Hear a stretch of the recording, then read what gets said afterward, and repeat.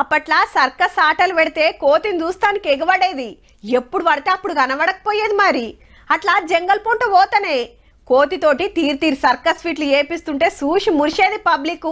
కానీ ఇప్పుడు ఊర్ల మంది కంటే కోతుల మందే ఎక్కువయే. ఎక్కువ మాట్లాడితే ఈ ఊరే మాది, కావాలంటే మీరే ఓన్రి అన్నా అంటేమో గట్లుంది పరిస్థితి. గందుకే గీ ఉపాయాలు చేస్తుర్రుల్లా.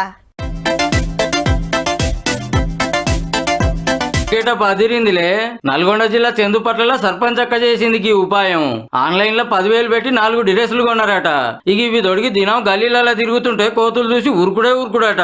20 డేస్ నుంచి 2 రోజులకు ఒకసారి 3 రోజులకు ఒకసారి అన్ని బార్లు తిరుగుతూ అన్ని ఊరి చివరి వరకు కొట్టడం జరిగింది. దాదాపు 100 కోతల నుంచి తగ్గిపోయినాయి. ప్రతి షాపు కూడా మొత్తం ఫింక్సింగ్ తిప్పుకునే స్థాయికి వచ్చింది అన్నట్టు. పల్లెకు గివే తిప్పలాయే. కోతులను గెదివినోళ్ళనే సర్పంచులను చేస్తామంటే గదే హామీల మీద కుర్చీలకు వచ్చిండ్రు. ఒకళ్ళని చూసి ఒకళ్ళు ఈ డ్రెస్సులతోనే ఎల్లగొట్టుడు చేస్తున్నారు. స్కూల్లో మధ్యాహ్న భోజనానికి కూడా పిల్లలకు చాలా ఇబ్బందిగా మారింది. ఒక రోజు స్కూల్లో కూడా గొర్రెల డ్రెస్ వేసుకుని తిరిగినాం. ఇప్పుడు కొద్దిగా తగ్గుముఖం పట్టినాయి కోతులు. అప్పటి మందం మంచిగానే ఫాయిదా అవుతున్నదట. మా పొలివెర దాటి ఎలగొడుతున్నాం. మళ్ళా ఒక వారం రోజుల తర్వాత మళ్ళా వస్తున్నాయి. వచ్చి మా ఇళ్లలో ఉన్న అన్నం గాని వస్తువులు గాని ముఖ్యంగా కూరగాయ చెట్లు కూడా పీకి పారేస్తున్నాయి. గాముచ్చట కూడా వాజీవే. ఎప్పటికీ తిప్పలు లేకుండా ఏం చేస్తే బాగుంటుందో కూడా ఆలోచన చేయాలి.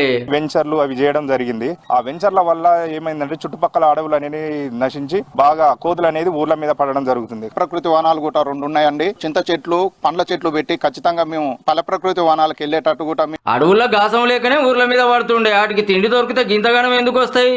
ఇప్పటి మనం అయితే తిప్పలు తప్పిస్తానికి డ్రెస్సులు అయితే మంచిగానే ఆసరైతున్నాయి అబ్బా.